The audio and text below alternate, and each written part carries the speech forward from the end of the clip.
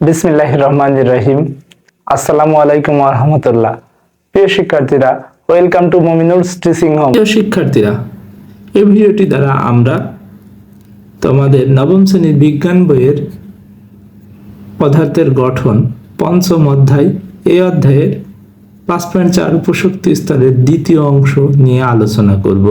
প্রথম ভিডিওটি যারা দেখনি পূর্বের ভিডিও লিস্টে দেখে আসতে পারো। আমরা এই ভিডিওয় মূলত তারপর থেকে আলোচনা করব। বাড়তি কথা না বাড়িয়ে চলে যাচ্ছি মূল ভিডিওর আলোচনা অংশে।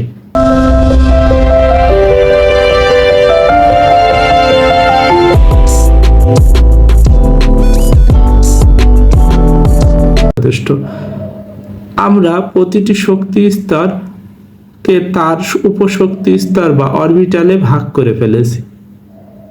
এখন শুধু বের করতে হবে এক একটি উপশক্তি স্তর বা অরবিটালে কয়টি ইলেকট্রন থাকতে পারে।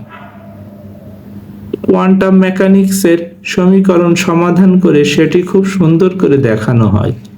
আমরা শুধু উত্তরটা বলে দিই। অরবিটালে ইলেকট্রন সংখ্যা হচ্ছে 2 × 12 + 1। আমরা n উপশক্তি স্তরের সংখ্যা বের করলাম কি n থেকে, যে এ উপশক্তি স্তরের মান n-1, যেটা পূর্বের ভিডিওয়ে বলা হয়েছে।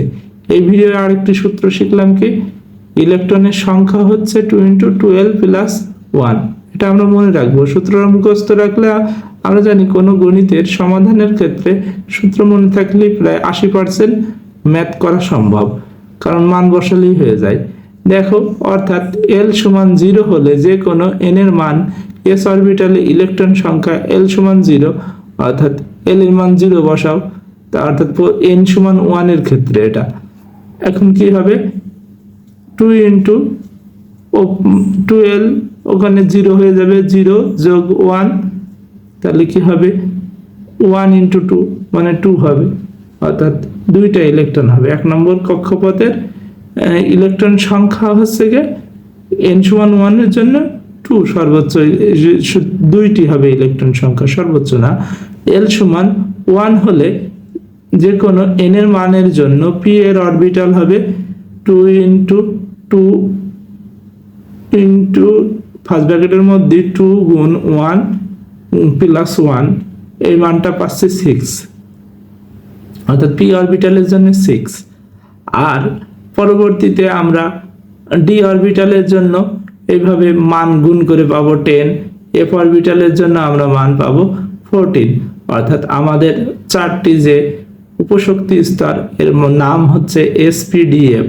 আমরা মনে রাখবো s অরবিটাল পূর্ণ হয় 2টি ইলেকট্রন দিয়ে, p অরবিটাল 6টি এবং d অরবিটাল 10টি, আর f অরবিটাল 14টি।